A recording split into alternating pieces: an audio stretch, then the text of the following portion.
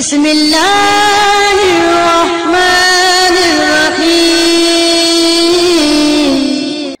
अस्सलाम वालेकुम वरहमतुल्लाहि वबरकातुहू। आस्क मुस्लिम टीचर में मैं आपको खुश आमदीद कहता हूँ। अगर आप हमारे इसी तरह रूहानी इलाज और वज़ाइफ से फ़ायदा उठाना चाहते हैं तो रेड सब्सक्राइब का जो बटन है इस पर क्लिक कर दीजिए और साथ में नोटिफिकेशन की जो बेल है इसे लाजमी प्रेस करें ताकि हमारी हर नई आने वाली वीडियोज़ आप सबसे पहले देख सकें। जज़ाकल्लाह ओ खैर। बिस्मिल्लाहिर्रहमानिर्रहीम। अस्सलाम वालेकुम वरहमतुल्लाहि वबरकातुहू। मैं हूं आपका मेज़बान मुफ्ती अबू हसन और उम्मीद करता हूं आप तमाम लोग अल्लाह की रहमत और फजल से खैर आफियत से होंगे। आज का जो मौजू है, जैसे कि आप लोगों ने टाइटल में भी पढ़ा है कि कुछ ऐसे अमाल होते हैं कि जिसकी अगर बर वक्त इस्लाह ना की जाए तो वो हमेशा परेशानी और गुर्बत के शिकार रहते हैं। तो ऐसे मोटे मोटे 7 अमाल की तरफ मैं आपकी तवज्जो दिलाऊंगा कि जिनकी इस्लाह आप लोगों को करनी चाहिए। भले आप लोग वज़ाइफ भी कर रहे हो, लेकिन ये 7 अमाल अगर आप अपनी ज़िंदगी में कर रहे हैं और देखने में भी आता है कि ये 7 अमाल अक्सर घरों में पाए जाते हैं और कर रहे होते हैं, तो उनकी परेशानी दूर नहीं होती बल्कि वो और परेशानी में घिरते चले जाते हैं। तो सबसे पहला जो अमल है, जल्दी जल्दी नमाज़ पढ़ना।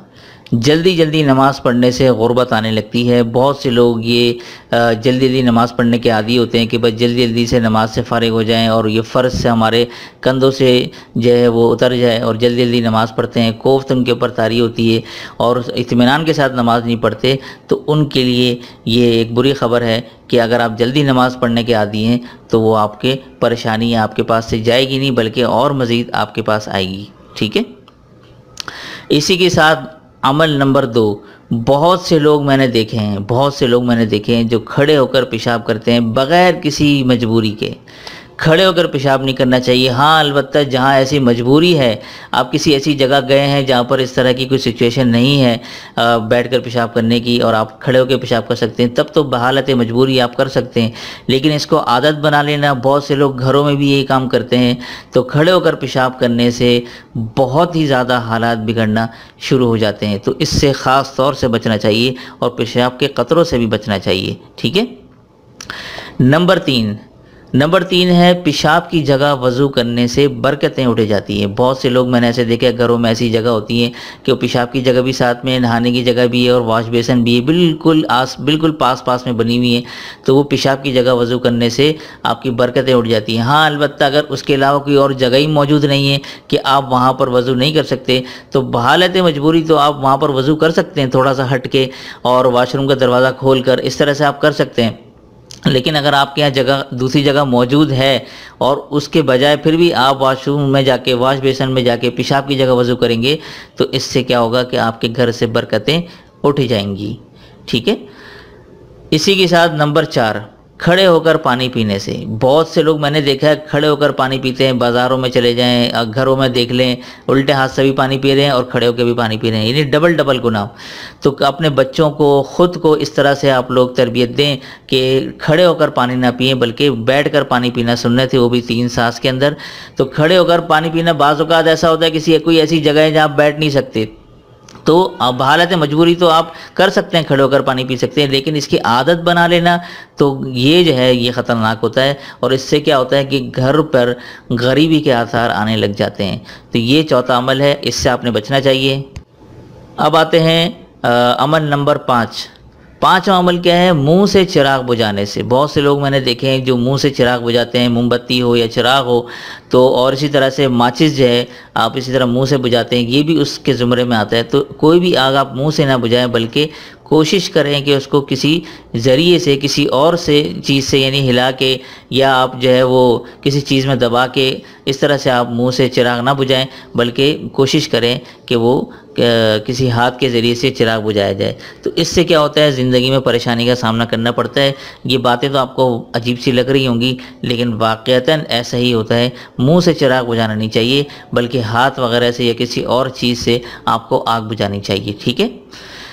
इसी के साथ है नंबर 6, दांत से नाखून काटने से रुकावटें आने लगती हैं। ये मैंने देखा है बहुत से घरों में, मैं अपने ख़ानदान में भी बहुत से लोग और अपने दोस्त अहबाब में ये मैं देखता हूँ कि लोग दांतों से नाखून काटते हैं और उनकी नील कटर की ज़रूरत भी नहीं पड़ती। और मैं अपने दोस्तों, मेरा एक दोस्त है वो, उसको भी मैं काफ़ी मना करते रहता हूँ وہ بھی میں نے اس کو دیکھا ہے کافی مالی پریشانی میں وہ گھرا رہتا ہے، تو اس کو میں نے بہرحال بہت دفعہ منع کیا میں نے کہ بھائی دانتوں سے ناخن نہ کاٹو، تو اس سے کیا ہوتا ہے کہ رکاوٹیں آپ کے کاموں میں آنے لگ جاتی ہیں، ٹھیک ہے۔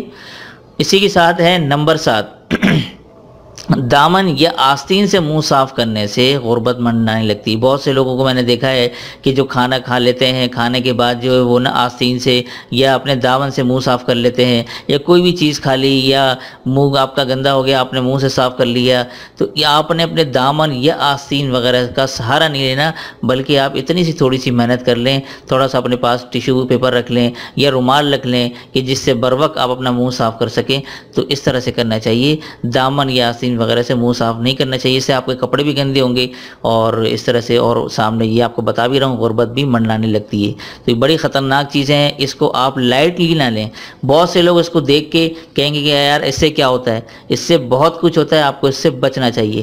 اچھا، یہ تو ہو گئے 7 اعمال کہ جس سے آپ کے غربت کی جو ہے نا جو آثار ہیں وہ آنے لگتے ہیں۔ اب آگے میں آپ کو بتاتا ہوں اسی کے ساتھ 7 چیزیں ایسی کون سی ہیں کہ جس سے آپ کی خوشحالی اور برکتیں بے تحاشا آنے لگ جائیں گی۔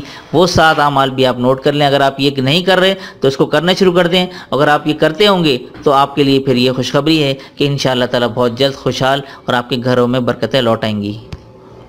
اچھا جی، عمل نمبر 1 جو خوشحال کر دینے والے ہیں، جیسے آپ کو نظر آ رہا ہے، قرآن پاک کی تلاوت کرنا، ٹھیک ہے۔ قرآن پاک کی تلاوت جو لوگ کرتے ہیں اللہ تعالیٰ ان کو خوشحال بھی رکھتا ہے اور خوب ان کے گھروں میں برکتیں نازل ہوتی ہیں۔ یہ تو آپ سب کو معلوم ہے، اس میں تفصیل میں جانے کی ضرورت ہی نہیں ہے۔ قرآن پاک کی تلاوت ہے، جتنا زیادہ قرآن پاک کی تلاوت گھر میں جاری رہے گی، اس سے کیا ہوگا کہ شیاطین بھی گھر سے دور جائیں گے اور آپ کے گھروں میں رحمت کے فرشتے نازل ہوں گے، ٹھیک ہے نا۔ اچھا، اسی کے ساتھ ہے نمبر 2، عمل نمبر 2 کہ 5 وقت کی نماز پڑھنے والا کم پیسوں میں بھی خوب برکتیں پاتا ہے۔ اب 5 وقت کی نماز بہت سے لوگ پابندی نہیں کرتے، گھروں میں نماز پڑھ لیتے ہیں سستی کی وجہ سے، اور اسی طرح مسجد میں نہیں جاتے۔ تو 5 وقت کی لیکن نماز آپ کی پابندی کریں، ٹھیک ہے۔ کوشش یہ کریں کہ مسجد میں باجماعت 5 وقت کی نماز پڑھیں، اس سے انشاءاللہ تعالیٰ آپ دیکھیں گے کہ آپ کی تنخواہ بھلے ہی کم کیوں نہ ہو، لیکن اس میں اتنی برکتیں ہوں گی کہ اللہ تعالیٰ آپ کی ساری ضروریات اس سے پوری کر دے گا۔ نمبر 3 یہ ہے خدا کا شکر ادا کرنے والے کو اللہ جلدی نوازتا ہے۔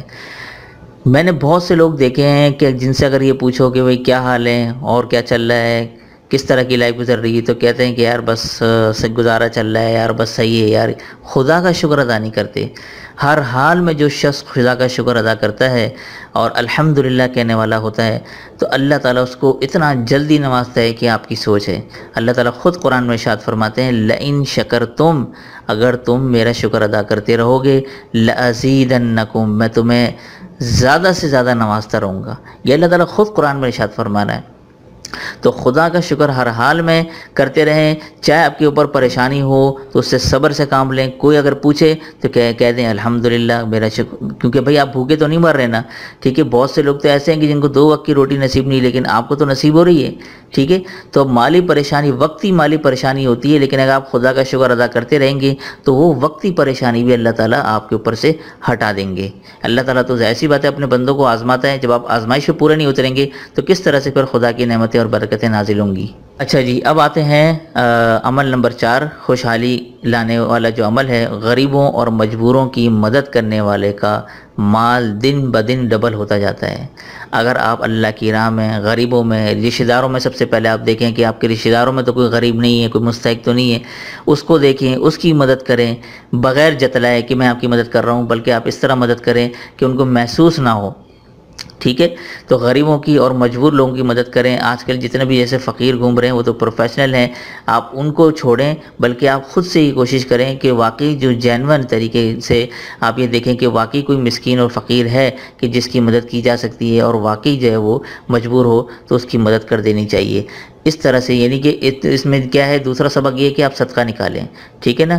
الصدقۃ تطفئ البلاء، صدقہ جو ہے وہ بلاؤں کو ٹال دیتا ہے۔ یہ تو حدیث میں آپ روزانہ جتنی آپ کی طاقت ہے تھوڑا سا آپ صدقہ نکالیں، اس سے انشاءاللہ تعالیٰ آپ کے مال میں برکت ہوگی، اور آپ کا مال تھوڑا ہوگا لیکن انشاءاللہ تعالیٰ وہ اس میں اتنی برکت ہو جائے گی کہ وہ مال آپ کو ڈبل لگے گا، اور دن بدن انشاءاللہ آپ ترقی کی سیڑھیاں چڑھتے چلے جائیں گے۔ اچھا جی، اب ہے عمل نمبر 5، عمل نمبر 5 میں کیا ہے کہ جب بھی آپ سے کوئی گناہ صغیرہ یا کبیرہ سرزد ہو جائے تو اسی وقت گناہوں کی معافی مانگ لی جائے اور سچی توبہ کر لی جائے تو اللہ تعالیٰ کو یہ عمل بہت زیادہ محبوب ہے۔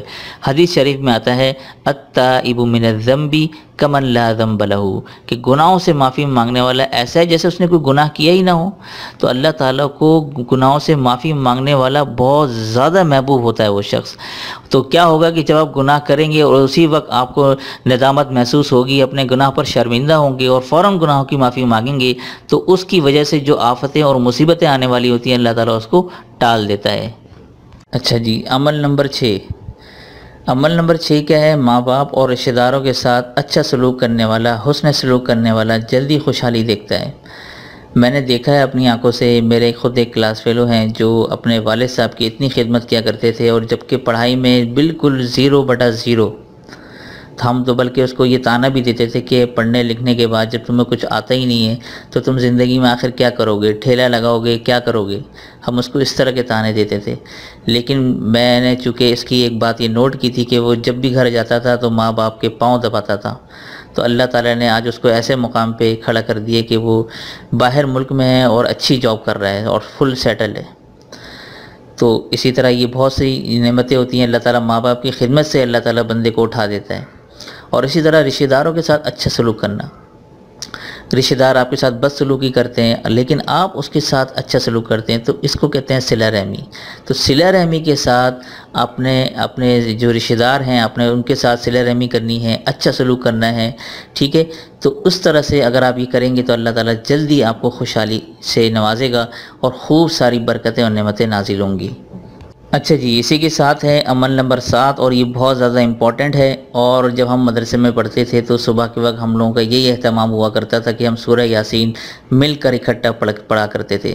تو سورہ یاسین صبح کے وقت پڑھنا اور شام کے وقت سورہ واقعہ پڑھنے والا جلدی ترقی کرتا ہے۔ سورہ واقعہ پڑھنے سے جو ہے رزق میں برکت ہوتی ہے، اور سورہ یاسین پڑھنے سے خوشحالی ہوتی ہے، کسی طرح کی کوئی پریشانی، کسی طرح کی کوئی غم کی خبر نہیں سنتا، بلکہ پورا دن اس کا خوشحالی سے گزرتا ہے۔